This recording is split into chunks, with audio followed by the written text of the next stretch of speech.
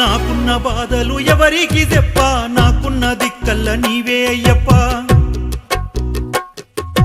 బంగారు గుడిలోన కూసుంటే ఎట్ట, పంచగిరులు దాటి రావేమి ఇట్ట. నాకున్న బాధలు ఎవరికి చెప్ప, నాకున్న దిక్కల్ల నీవే అయ్యప్ప. బంగారు గుడిలోన కూసుంటే ఎట్ట, పంచగిరులు దాటి రావేమి ఇట్ట.